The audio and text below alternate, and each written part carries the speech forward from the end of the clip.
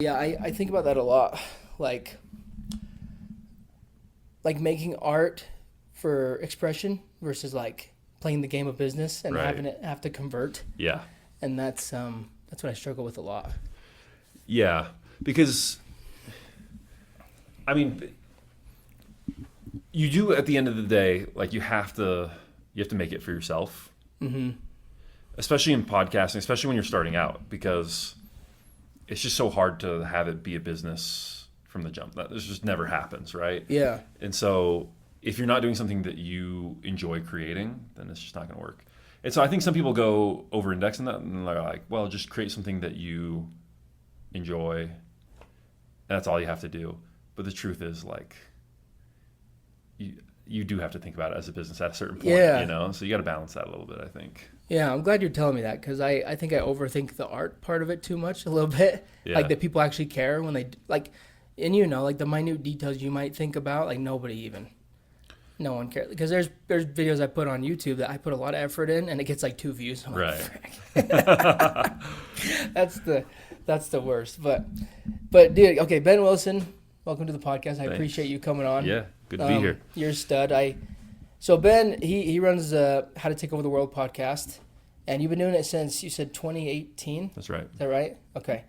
So he's been doing it a while. So he's been in the game a while, and obviously you talk about like history's greatest entrepreneurs, conquerors, and I just think I love, what I was telling my wife, what I love that you do, it's probably one of those details that maybe no one cares about, but I think it's cool, is when you talk about these autobiographies, it's like, it reminds me of an audiobook. It has like the sound effects and all those different things. Yeah. And it's just really cool the details you go into it with. So I mean, that is one of those things that I feel like I'm mostly doing for me. But it's one of those things where when I'm reading those biographies, I have these kind of cinematic moments that flash through my head. You know, I think about it in movie terms. And so I just like adding some of the sound design because it just gives me that feeling of the drama, right, that I like getting out of those biographies. Yeah. That's cool, dude. So I'm glad someone enjoys it. Yes, I do very much. Well, dude, so I kind of wanted to get to know you a bit because you talk a lot about other people. But yeah, so tell me, you're from Orem. Or no? I live in Orem now. You live in Orem now. Yeah, I've lived there for the last 3 years. I like Orem. Orem's a good place. Okay, and you, 4 kids, 4 kids. married, Yeah, 2 girls, 2 boys. and twins. Are the twins both boys? The twins are boy, girl. Boy, girl. Okay, that's cool. Yeah, That's really cool. yeah. And what was it like jumping from like 1 to 3? It's crazy. It was totally unexpected because we don't really have twins in my family or my wife's family. Mm-hmm. So not expected at all. It was hard. Yeah, if anyone I is can't going like imagine. through fertility and can choose whether to have twins or not, I would say, I mean, obviously I love my twins and they've been a huge blessing and they're 2 now and it's super great now. But I would say don't do it because that first year is so brutal that like just have them one at a time if you can. Yeah, that's an interesting thing because we have friends that have done that. What do you call it?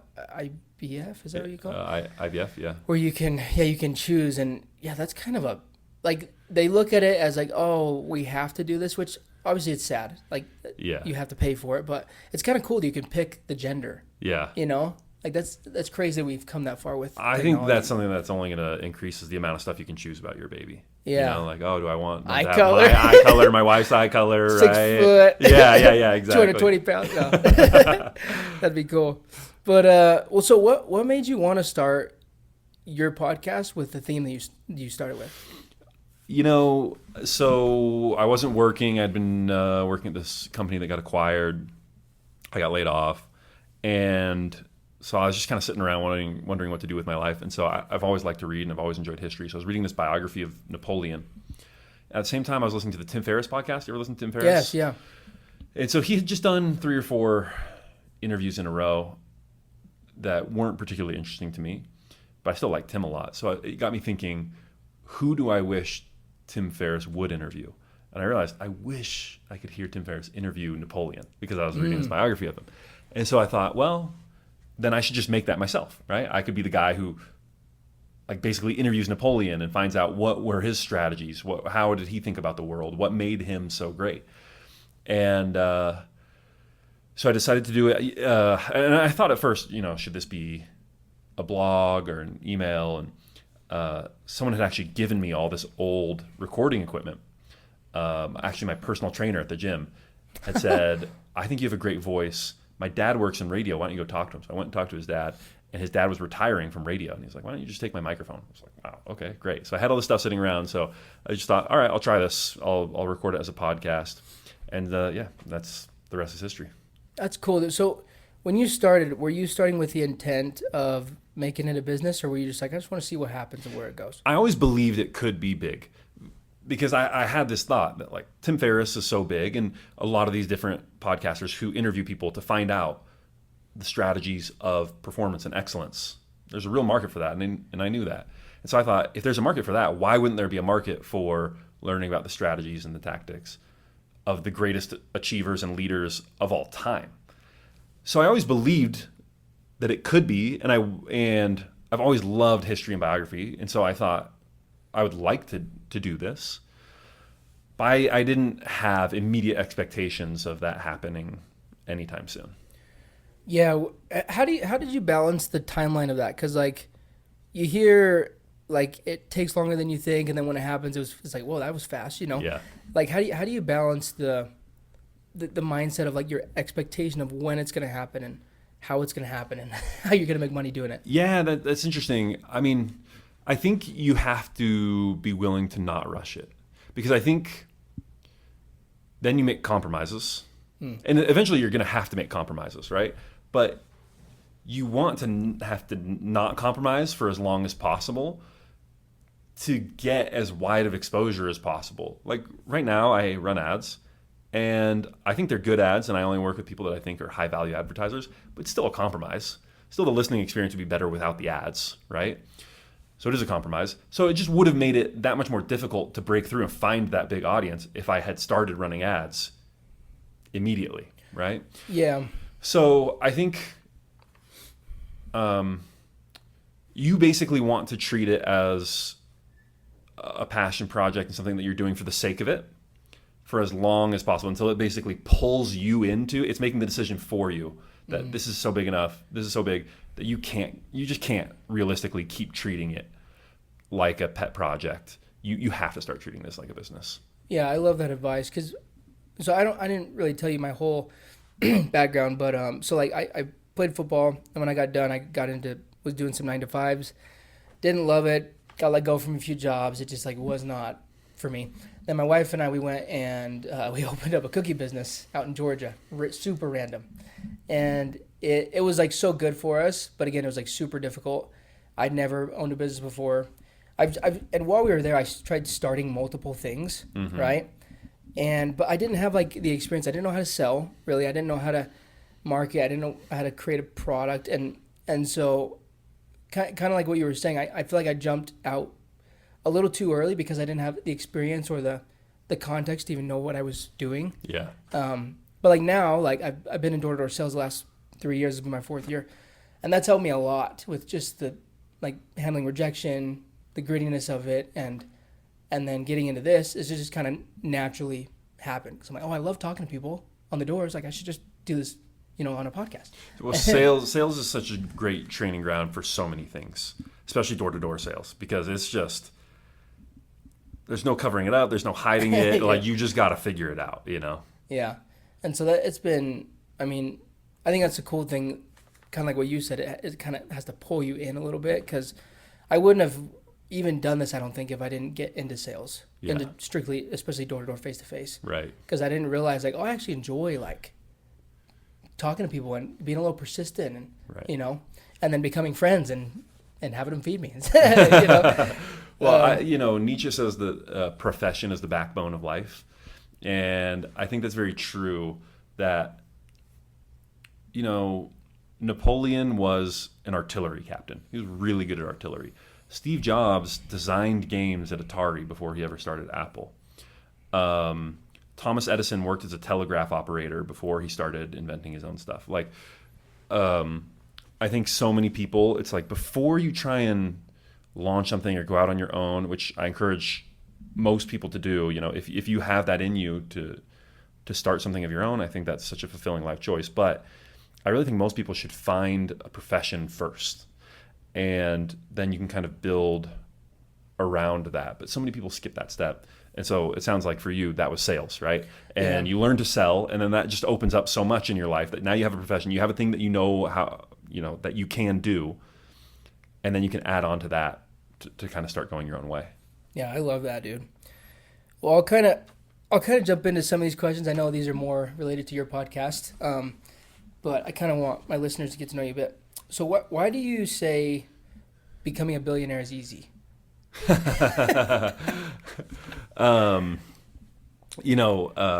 Actually, who's it? Richard Branson has a line. He says, "Becoming a millionaire is easy." He says, "Becoming a millionaire is easy. Just become a billionaire and then start an airline business." That's funny. Because that nearly bankrupted him. I don't look. If becoming a billionaire actually was easy, everyone would do it, right? It's not necessarily that becoming a billionaire is easy, but I do think that for the type of person who is oriented that way, for example, people ask, what would Napoleon be doing if he was alive today? All right, that's a good question. And you can actually find a descendant of Napoleon, who had it was an illegitimate child with this woman, this Polish countess, and then his main British rival, the Duke of Arthur Wellesley. Well, I cannot think of his title. Anyway, you can find his direct descendant, and they're both working in private equity in London. Okay, really? At rival firms, which is kind of funny. That's cool. Did you do that research yourself? No. I found it as people have surfaced it online. Okay, that's cool. So, like, in terms of scientifically speaking, the data tells us this is what people like that would be doing if they were alive today. Okay. So they are, they're in business instead of being in war. So I think if you're that person with that level of achievement within you, becoming a billionaire is the path of least resistance compared to trying to actually accomplish something great in terms of the actual field of human achievement. Like, becoming a billionaire is definitely not easy. But if you are a genius, becoming a billionaire is actually much easier than becoming Isaac Newton, right? And discovering the laws of gravity and of physics. It's easier than it is to be Napoleon and to establish a pan-European empire. It's easier than it is to be Thomas Edison and invent the light bulb and recorded sound. It's easier than it is to be Picasso, right, and revolutionize art. So it's not, obviously becoming a billionaire is not actually easy. But I do think if you are a genius, it is the easiest path to kind of leaving your mark on the world, but maybe not the most worthwhile in my mind. Worthwhile? Why do you say that? I just think that if you look at, if someone has greatness within them, I think it's a more beautiful life, one that I admire more, to become either an Isaac Newton or a Napoleon or a Picasso or a Da Vinci. Versus just getting a lot of money? Yeah. Huh. Yeah. Yeah, I love that. What's your idea on, or what are your thoughts on discipline? Discipline is important. Discipline is very important. So there is this truth that people who are great in any domain often feel compelled. They want to do the thing. Like, you almost can't stop them from doing the thing, right? Thomas Edison, when he starts inventing, he's just like at his desk building, literally carving wood, wiring stuff until he passes out, falls asleep at the desk, and then wakes up and then starts inventing again, right? Like, you couldn't stop the guy from inventing. And that's true of Picasso. You couldn't stop him from painting, right? So I think people see that and think, oh, then it must feel easy for them. It must not require discipline. And I remember asking this directly to Jimmy Donaldson, Mr. Beast, when I did an interview with him, of like, you clearly love and are obsessed with YouTube. So does this require discipline? And he was like, no, it still requires discipline. Like, in the aggregate, I love doing it. but there are moments when I don't, right? So even if you feel like you have great passion, like you really love doing what you do, it still requires discipline to wake up every day, do the things you know you have to do. There are times when you're going to love it, but there are times when you're not, and those times require discipline. Yeah, I love that insight because we were talking about this the other day with our team, and like in the past, whenever someone's asked me like, okay, how do you go to the gym consistently? How do you get better at door-to-door sales or whatever? It's kind of hard for me sometimes because, like you were saying, most of the time I just love doing it. Like I love the pain of fitness. I love training for something. I love all that stuff, and it's like it's hard. And there's days when I wake up and I'm like, oh, I just don't want to do this. But like for the most part, I really do enjoy doing it. Yeah. And so that's why I was curious your thoughts on that because I do see that like the people that are really obsessed with something and it's just their genuine, like they would do it no matter what, if anybody told them to or not. Like it's just within them to want to do it. Yeah. And I think that's really cool. And I do think like it's also important from the other perspective of like discipline is really important, but if you're just doing something that you hate, that feels like ripping off the Band-Aid every single day, it's like, look, no amount of discipline is going to get you through to becoming great at that thing, you know? And I found that like with fitness, okay? I love playing basketball, I love playing tennis, and I like lifting. I hate running. I just don't like running. You know, I tried to be a runner for a while. It's like that was just never going to stick for me, distance running. You know, I did track and field, and I did high jump, long jump. It's like no more than 12 steps at a time, right? That's how long I want to be running. So I think you've discipline is important, but like if all your life is just discipline and no passion, you're going to burn out and you're not going to become great. Yeah, I know. It's a super fine balance. But so you kind of spoke on this in your podcast, but like similar to Carnegie, we all have this desire to be well known, to be significant, whether it's successful and kind of invisible or like famous or whatever. But how do we balance that, but like still hold on to like our roots?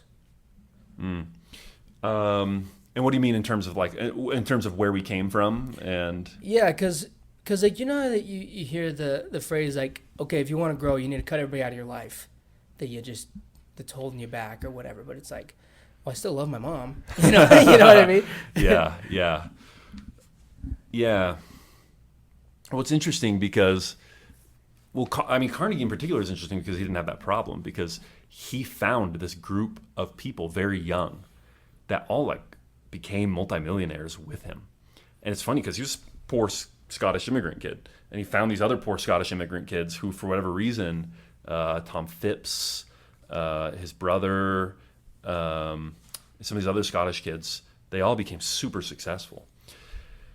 So I think that's one way is, look, I went to USU, to Utah State University, and like, I'll be honest, I had a great experience at Utah State University. I love it there. And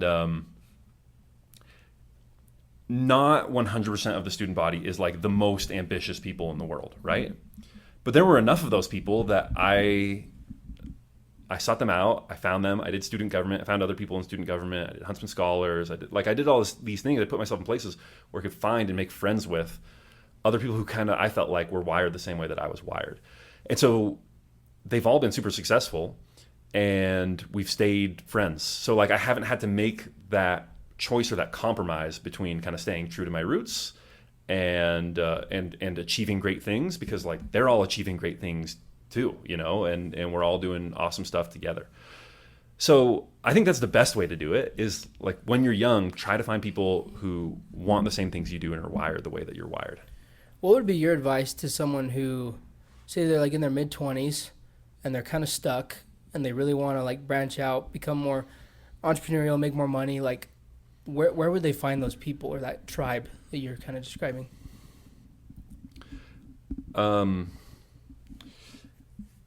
Naval Ravikant, great entrepreneur, says, do great work and your network will instantly emerge. I don't know that it's quite that simple, but I do think there's something to that. I've made a lot of friends through How to Take Over the World because that's basically my way of just like letting my freak flag fly, right? Of like, I know maybe this is weird, starting a podcast called How to Take Over the World, but this is the stuff I'm interested in, and this is what I think is cool, and here's how I think. And then it's just like a big flag for anyone else who thinks like that, is interested in that type of stuff, wants to go the places I'm going. So I think just build something that will attract other people who are interested in what you're interested in. And that can be a media property. I think about Palmer Luckey, who's the billionaire founder of Anduril and Oculus. And he got started in these modding forums. So they would like... What is that? So they basically like... They take like a Nintendo 64 and make it portable, right? So they would like take an original Nintendo 64 that was produced in the 90s, and then they're like, okay, how do we shrink it down? How do we put a battery into it? How do we like put the controls on the outside? That's so they totally hack together. How do we get the screen on there? So they'd hack together without manufacturing it or like having a product created, a portable Nintendo 64, right?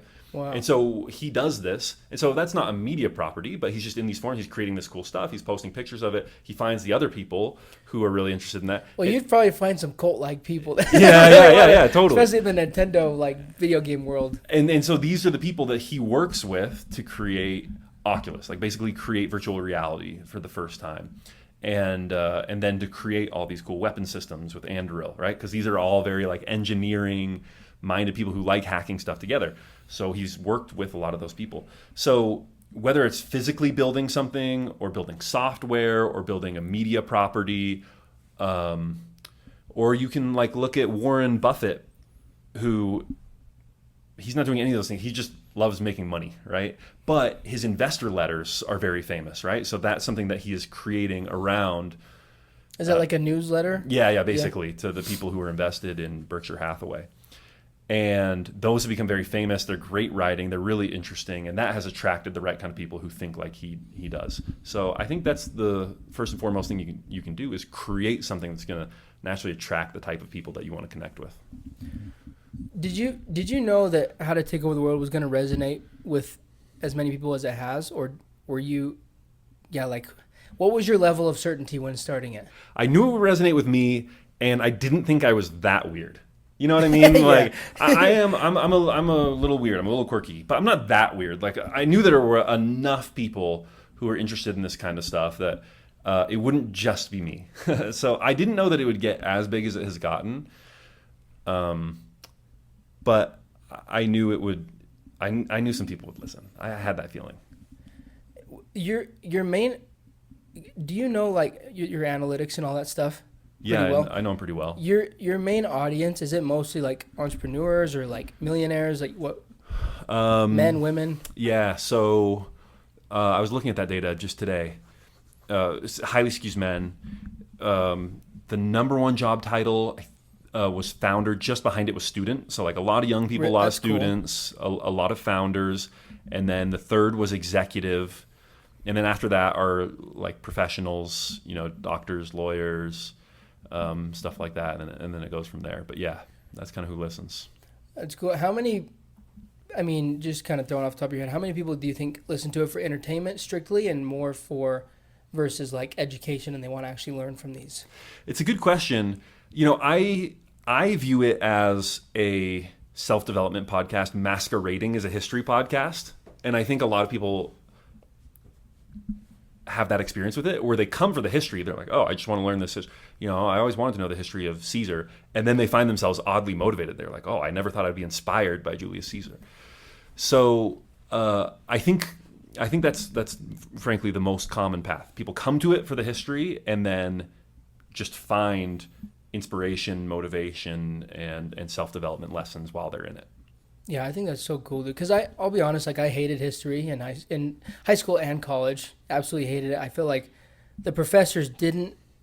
The biggest thing is they didn't make it interesting for me to listen to. Yeah, I think that's kind of their fault a little bit. It's kind of like Chris Williamson says, like when you pick up a book and you read it, if you struggle to like enjoy the book, it's not your fault. It's the author's fault. Yeah. Yeah. Yeah. That's or it's just a bad match, and you just gotta let it go. I was reading a book the other day where he talked about how to read well, and he said, in reading well, forgetting is as important as remembering. In other words, if you are reading a book and you're just trying to remember everything, and I think that's often how people go through history classes, right? It's like, I just need to remember all this stuff. I need to remember all the dates. Because you have to take a test. Exactly. That's the problem. But that's not the right way to approach history at all. You need to approach it with, I'm just not going to care about the stuff I don't care about. And what resonates with me, what I'm learning from it, what I'm adding to my worldview is what's important. So you're literally just trying to find the nuggets that you can scrape from that to add to your worldview, to your knowledge, to the way that you think about strategy and things like that, and just let go of the rest. And I do think that's one of the things that hopefully I do pretty well in my podcast is we're not here to give you everything. We're not trying to make you remember everything. We're just trying to help you have a connection with this story that's going to benefit you in some way. What are your thoughts on like mainstream education, like high school, college, all Terrible. that stuff? I mean, Terrible. I enjoyed college actually. Yeah. I did enjoy college, but the K through 12 system, man, I think burn it to the ground. I was so bored. Yeah. All through K-12 education, I didn't like it at all. Do you homeschool your kids, or are they going? Well, they're 5 and under, so that's true. Huh? I haven't had to cross that bridge yet. But I think there are more and more options now. Of you can homeschool them. You can do all these homeschool co-ops. There's lots of different private schools. So I think there's this interesting phenomenon. There was this education researcher, Bloom. I can't remember his first name. He's in Chicago, and he looked at different teaching interventions to see, what actually has an impact. And he found some things, reducing class sizes had like a small impact on student performance in terms of how they were tested. But then he found one thing that it's called Bloom's 2 sigma problem. Okay, a sigma is a standard deviation. So students who got this intervention performed 2 standard deviations better than their peers. So in other words, if you take the average student, on average, they're in the 50th percentile by definition, right? They are average, they're 50th percentile. If you gave them this intervention, they were in above the 85th percentile in terms of how they tested, okay? Wow. And the intervention was one-on-one tutoring. Like if you just tutor someone, their performance skyrockets. Wow. And I really encourage people to do that. Anything you want to learn, it's like a lot of people go to books first or want to watch YouTube videos, and all that stuff is helpful. I do all that stuff. But like if you really want to improve something really fast, one-on-one coaching, that's just what the data says. Is just scientifically true. And you look at all the great figures of history, that's what they all did, and that's what they all did with their children. Alexander the Great was personally tutored by Aristotle. Wow. And I mean, look what he accomplished from that, right? So, similar, all the Romans, Julius Caesar, all these guys would have had one-on-one tutoring. Thomas Edison was homeschooled by his mom. Like, I think that is so powerful. So that's kind of what I want to find for my children, is some way that they can get that one-on-one attention.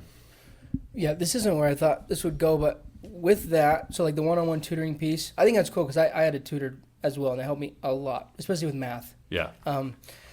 But what are your thoughts on like AI and ChatGPT with regards to that? Because I do, me personally, like I think it can be a huge colossal waste of time. But if you use it properly, I think it can be a big resource. But it's similar to the one-on-one pieces. You literally get instant feedback. Right. Hey, I was just curious what you. I know there are a lot of people building for this for exactly this reason. They see what I'm seeing, and so. I think that's going to be a huge area of development, because the reason, I told you about Bloom's 2 sigma problem. The reason it's called Bloom's 2 sigma problem and not Bloom's 2 sigma insight or opportunity was because he sees this and he says, okay, well, but I'm in charge of the Chicago public school district. What am I going to do? Like get a teacher for every single student in the school district? That's obviously cost prohibitive. Like, that's never going to happen. But I think AI presents the opportunity that just about every child could have basically a one-on-one tutor. And I do think at this point, a human tutor is definitely preferable to an AI one-on-one tutor. But I mean, AI is probably giving you 80% of the benefit, at a fraction of the cost. So I do think you're going to see a lot of that. Yeah, I would agree with that because even I can't remember. Oh, it was My First Million. They talked about maybe it was that you were just explaining, but it was like this program that these kids get iPads and they're only in school for like a couple hours. Yeah. And then they do the curriculum on the iPad with the AI, and it's way faster. And then they go and do something like build a IKEA chair or like saw some wood or something, you know? Yeah. But I thought that was really cool because it's like you learn, it's more personal. Obviously, it's with AI, but still. And then you do some sort of like something with your hands, Right. which I thought was pretty cool. That is pretty cool. What are some ways that you think in today's world young people can take more calculated risk? Calculated risk to gain financial freedom. Well, I do think, I have never felt richer than when I had my first job coming out of college. I think I was making $55,000 a year. But I was paying $300 a month in rent for some bedroom in a basement with my buddies in Salt Lake City. And, dude, I was rich. I was rich on $55,000 a year. And when you're young, it just doesn't matter if you fall flat on your face. And I think that's what people get wrong, is they feel like, oh, if I have a gap in my resume, if I don't have work I can point to, dude, no one cares when you're young.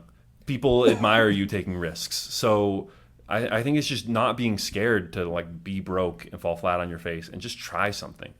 I also think I when I was young and I was working in management consulting, I thought I would like to do something for myself. I would like to work for myself. I'd like to do something entrepreneurial.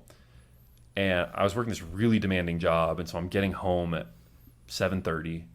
I'm exhausted.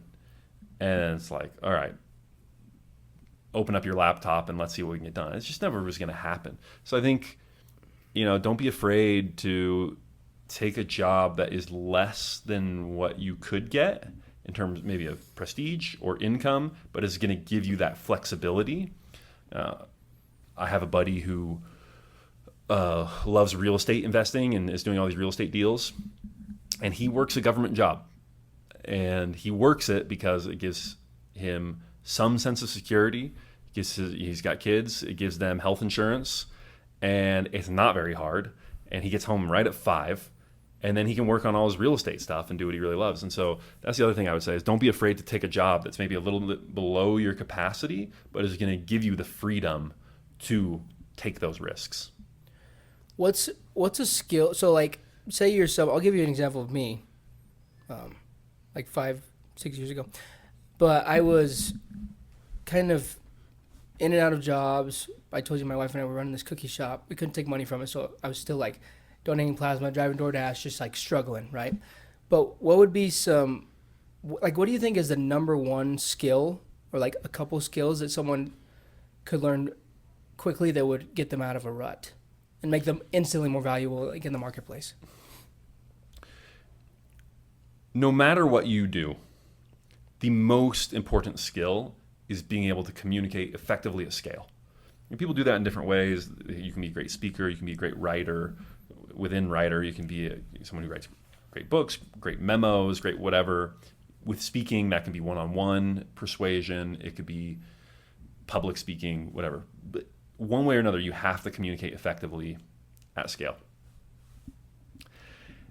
Sales is a great way to learn that. Like persuasion one-on-one is a little different from public speaking, but there's a lot of similarities. Like, so if you can't think of anything else to do, you need to learn to communicate very effectively one way or another. And I think if nothing else comes to mind, then sales is a great way to like put on those training wheels and start learning that. I love that. When you say communication at scale, are you referring to like being able to communicate with a lot of people? Yeah. Yeah. Being able to communicate with a lot of people. I think whether it's in war, you think about the most dangerous men in history. Was Julius Caesar like ripped out of his mind and just the greatest swordsman in Rome? No, obviously not. He was in good enough shape. People thought he was a pretty hardy guy, but like was not a great individual warrior. He was the most dangerous man in history because he could get people to follow him. Right? That's what made him a dangerous warrior. Was Steve Jobs such an effective entrepreneur because he was just an incredible either coder or hardware engineer? Like, no, he designed very little of his own products. But his ability to communicate got people to buy in to his vision, to follow him, to create something great. So it's like, even you look at great artists, you know, you look at like film direct. I think the greatest art form that exists within the United States right now is film. The painters that are painting in 2025 or 2026 now are probably not going to be remembered for the next 50 years. The composers are not, the poets are not. But these film directors, I think, America can still produce great films. So what is a film director? You know, that is someone you're not doing 99% of the work, right? Someone else is actually manning the camera. The actors are doing their thing. You got people doing the lighting, people doing the props, people doing the costume design. What do you have to do? You have to communicate effectively to get everyone to buy into your vision, to be moving in the same direction. So whether it's art or it's war or it's business, being a great leader and achieving great things all comes down to being able to communicate effectively. What do you think that number one factor is? Because you look at someone like, I guess, a Steve Jobs versus Jesus, okay? Yeah. So they were very different people. Steve Jobs arguably was pretty harsh, pretty egotistical, and obviously Jesus is Jesus. But like they both had... Also actually very harsh at times. Yeah, I guess that's true, huh? People miss that about the Bible, but anyway, keep going. Yeah, no, but so like what would you say is the number one factor to get people to like fully buy into a vision? Well, the first thing is having a vision. 99% of people have no vision to communicate.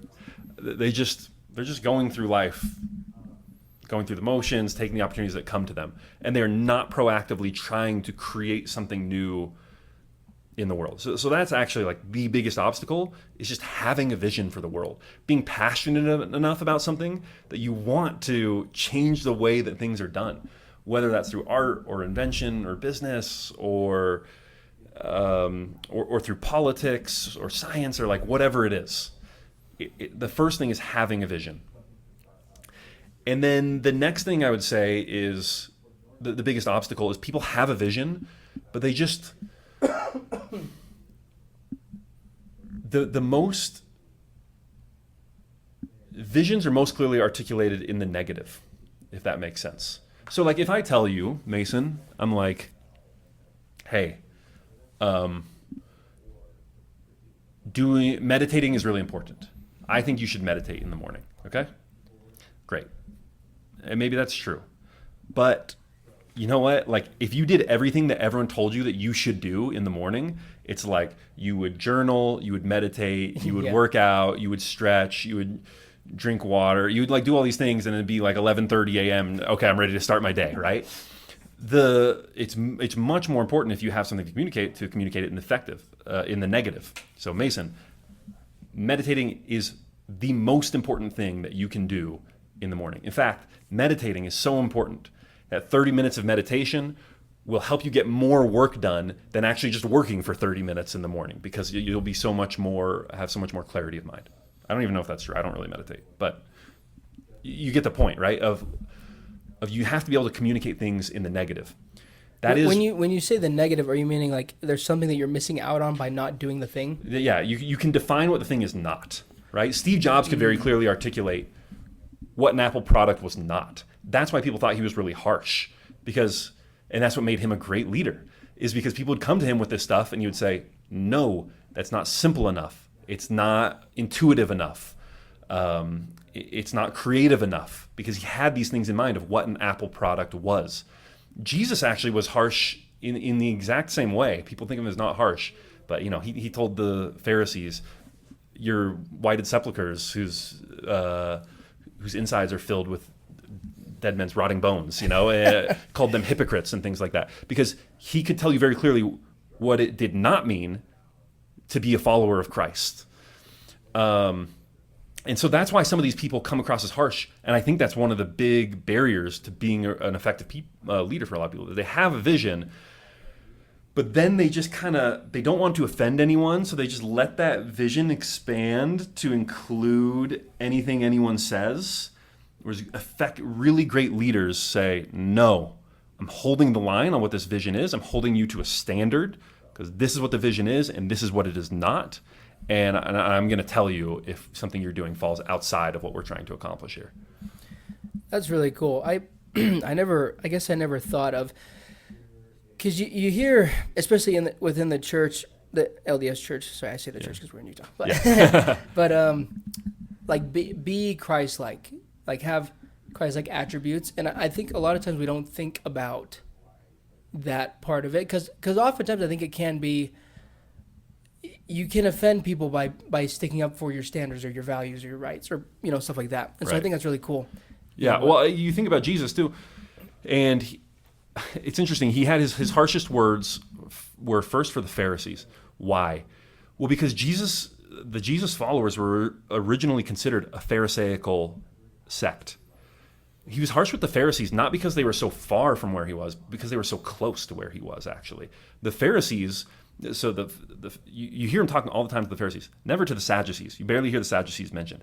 That's because the Sadducees were all about justifying Roman power in Israel, in Judea, and supporting the temple priests and just like supporting things as they were. The Pharisees actually believed that a Messiah was coming and wanted everyone to be really obedient to prepare for that Messiah. So like they were pretty close to his message. And so he had his harshest words for the people that he thought maybe could be persuaded, right? That makes sense. To believe what he believed. He also, when he says to someone, "Get thee behind me, Satan."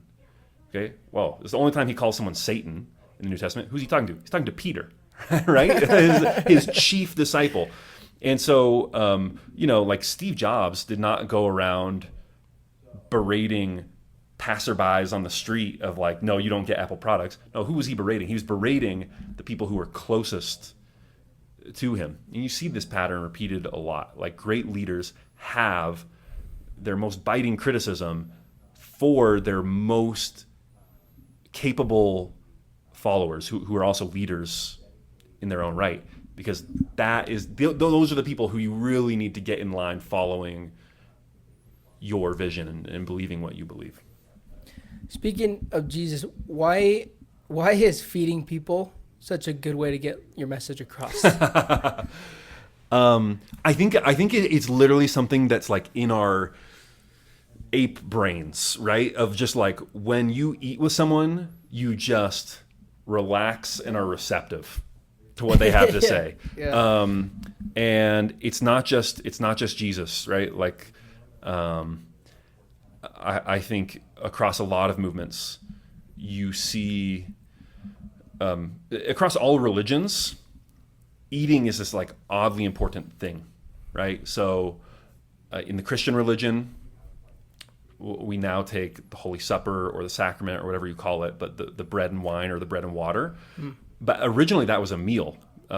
Basically all historians agree that for the early Christians, even after Christ's death, this was a shared meal that was had. Just go back to that shared meal. Yeah. And similarly, like it was replacing the pagan practice of ritual sacrifice. What was ritual sacrifice? You didn't just sacrifice, you then used the animal meat.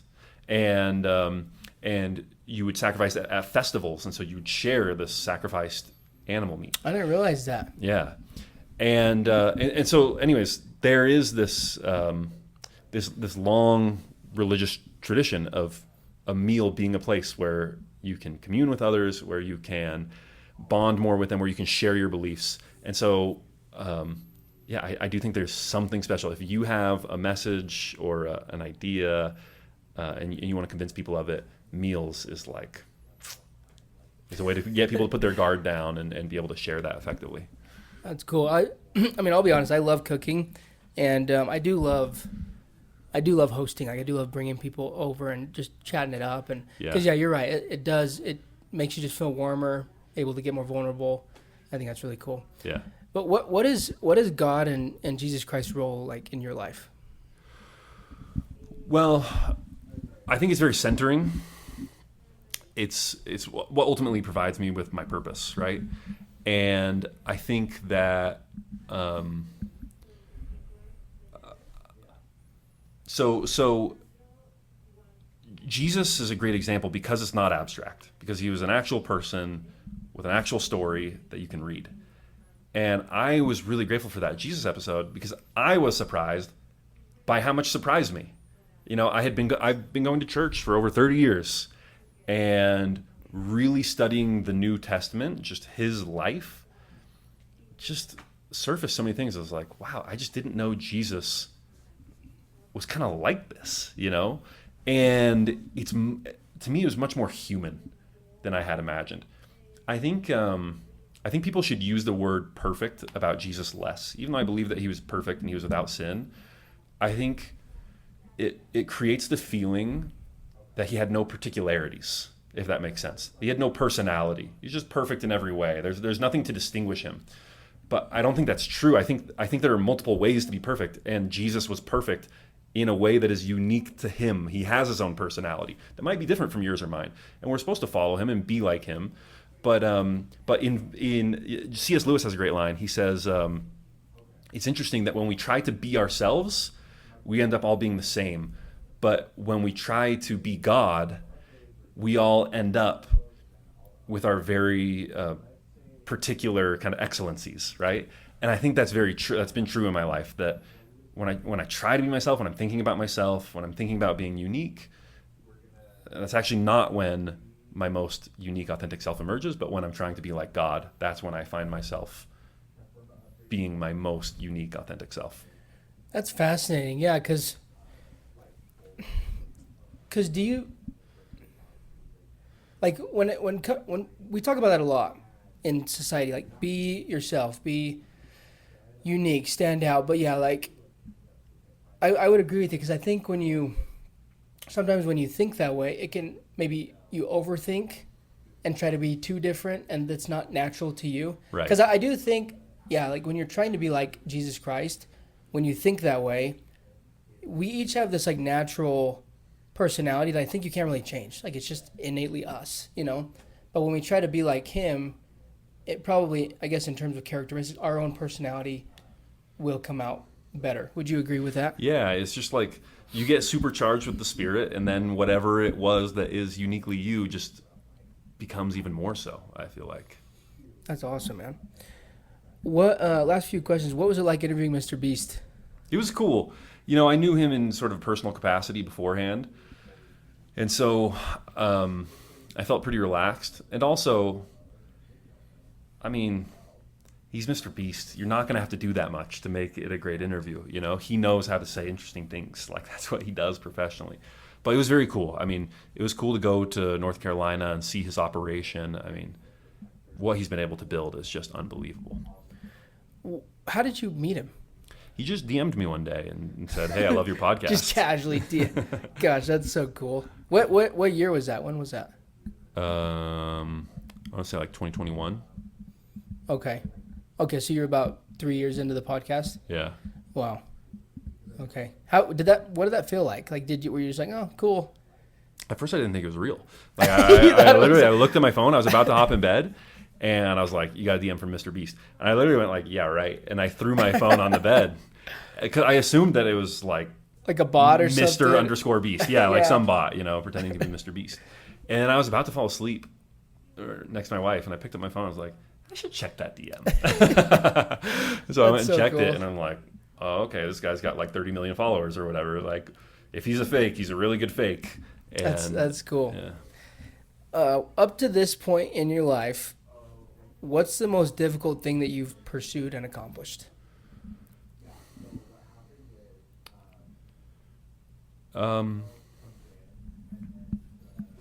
I actually think the most difficult thing I've pursued and accomplished is serving a mission for the Church of Jesus Christ of Latter-day Saints.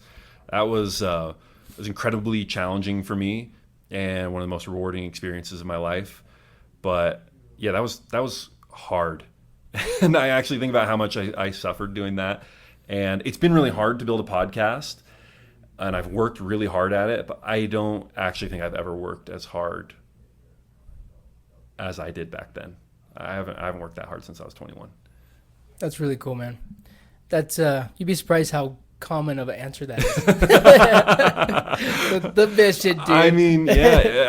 I think it says something to, like, if it's a common answer, then it's I think there's a lot to be learned from that type of environment. How do you put yourself in that type of environment where it's going to be conducive to working that hard and learning that much? Yeah. Do you think it's beneficial to, like, after the mission, get in that type of environment occasionally, or Yes, absolutely. Yes. I mean, you look at, this is one of the great patterns of history, is that these great achievers do not come generally on their own. They come at a certain time, and they come in a milieu. They come in packs, basically. So, like, Steve Jobs comes along at the same time as Bill Gates and Larry Ellison and all these other great tech entrepreneurs in Silicon Valley. Picasso comes along at the same time as Matisse and Gertrude Stein and Ernest Hemingway and all these artists who are hanging out in Paris at the exact same time. And the Renaissance, Michelangelo comes along at the same time as Leonardo da Vinci and Cesare Borgia and anyways, all these other great Amerigo Vespucci, all these other great, like, explorers and scientists and artists who are there during the Renaissance. So yeah, you need to find, like, that pack of people who are going to achieve greatness with you. It always happens in groups. It's awesome. Ben Wilson, thank you so much. Mason, it's been fun. I appreciate it, man. Yeah.